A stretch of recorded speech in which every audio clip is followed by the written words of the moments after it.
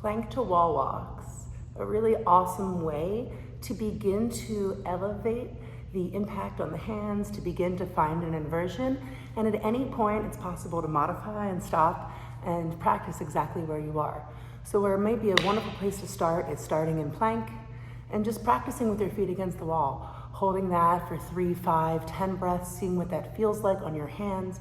And of course, as with all of our drills, making sure that you have gone through your warm-up, your wrist drills, your shoulder drills, and that your body and your core are adequately prepared and ready for this challenge and this movement. And so we'll start off in plank pose.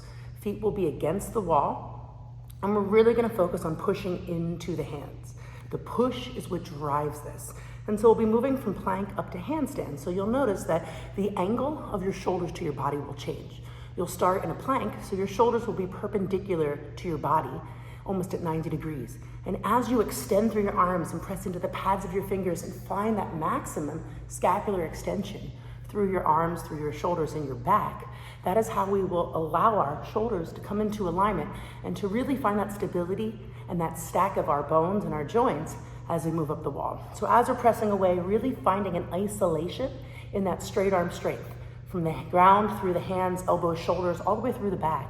And in keeping that isolation, it'll give us the stability and the structure to walk our feet up the wall. So we'll start in plank, press the floor away, and begin to crawl the feet up the wall. Now, as we're doing this, we really want to focus on our plank, maintaining that shape, that alignment, that long, as flat as possible, but really, most importantly, the energetics engaged, making sure that we're squeezing the belly button to the spine, that you're focusing on the angle of your pelvic tilt, and if you're finding any arch in your back in an anterior tilt, squeezing the butt cheeks, tucking the pelvis under into more of a neutral or posterior, and from here, continuing that body alignment, that hollow body as you walk up the wall. So as your feet walk up the wall, your hands are gonna push away and move closer to the wall, one by one, as if they were walking.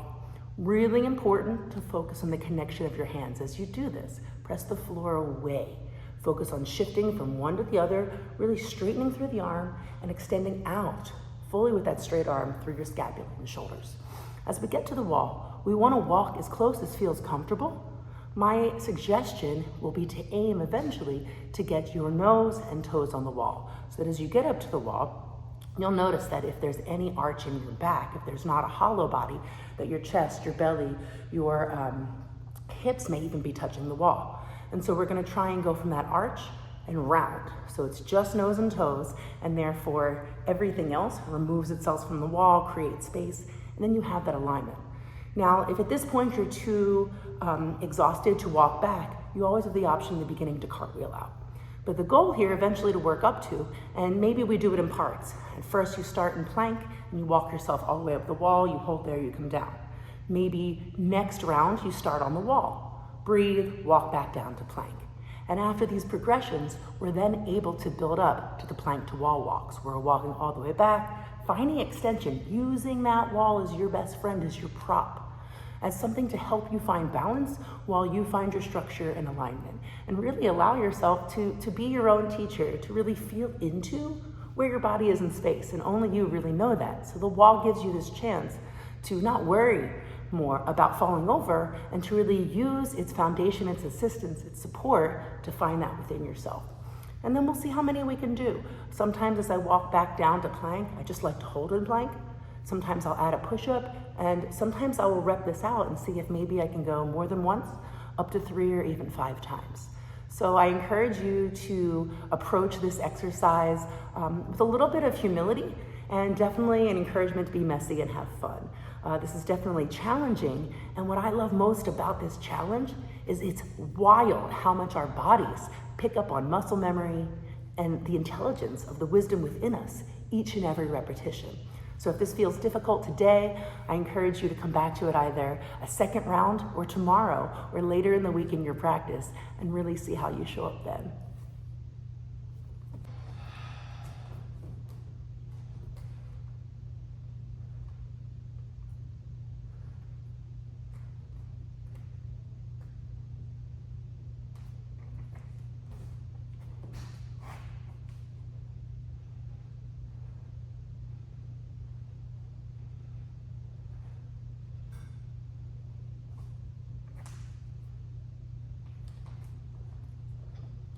So let's begin with a few plank holds. We'll first find our plank, hammer toes, extending through the back of the knees, really engaging, contracting through the legs, the thighs, the butt.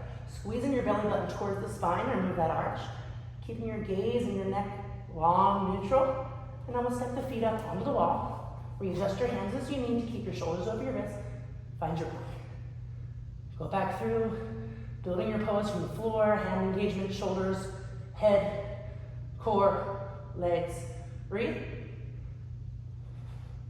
Slowly come down.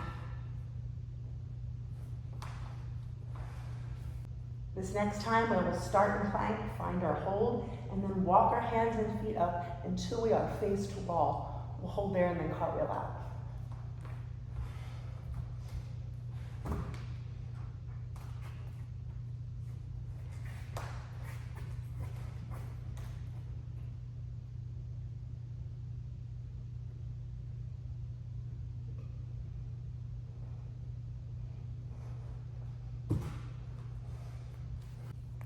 On this next attempt, we can cartwheel into the wall or however you choose to get up face to wall, which is a practice in itself.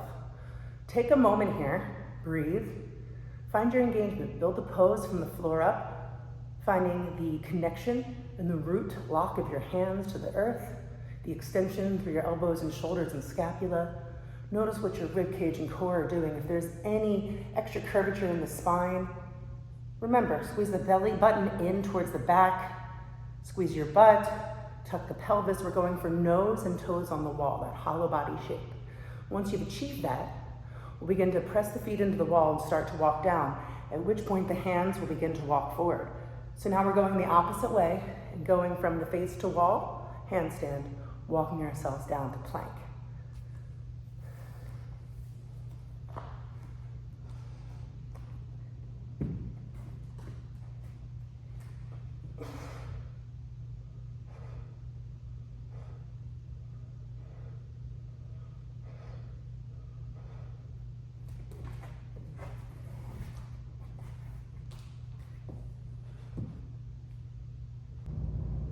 Now we'll complete the exercise of the plank to wall walk, and from the wall back down to the plank. In full, feel free to stop here, take a rest before your next set, or try and add multiple rounds.